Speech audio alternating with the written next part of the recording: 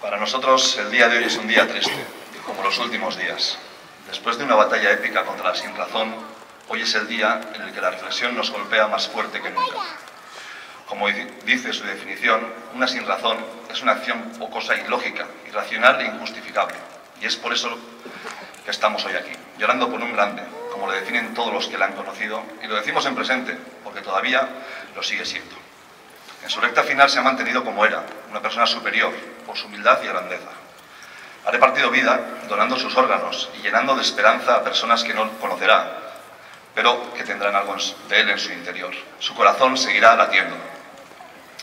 Como le decíamos en los 61 días que nos regaló, estando en el hospital, Asier, estamos aquí, te queremos. Allá donde estés, sigue con tu sonrisa.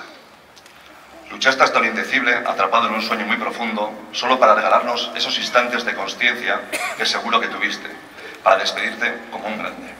Esperamos que en esos instantes te sintieras arropado por todos nosotros, que hemos estado junto a tu cama, dándote todo nuestro amor. Seguimos estando aquí, Asier. Queremos justicia y no venganza.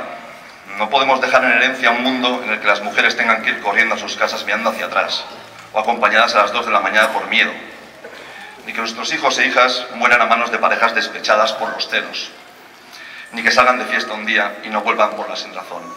No podemos permitirlo. Justizia nahi dugu, eta horrek galdutakoa itzuliko ez badigu ere, kasu hoetarako zigor gogorragoak eskatu nahi ditugu. Inork ez dezala gehiago, inoiz guk une honetan dugun mina sentitu. Justizia eta legea aldatzea eskatzen dugu. Ezin dugu onartu, kartzelan hilabete gutxi batzuk egotearekin, gizarteari ordaintzea, gizarte honek gehiago eskatzen duelako, horren alde borrokatzen jarraituko dugu. Justizia.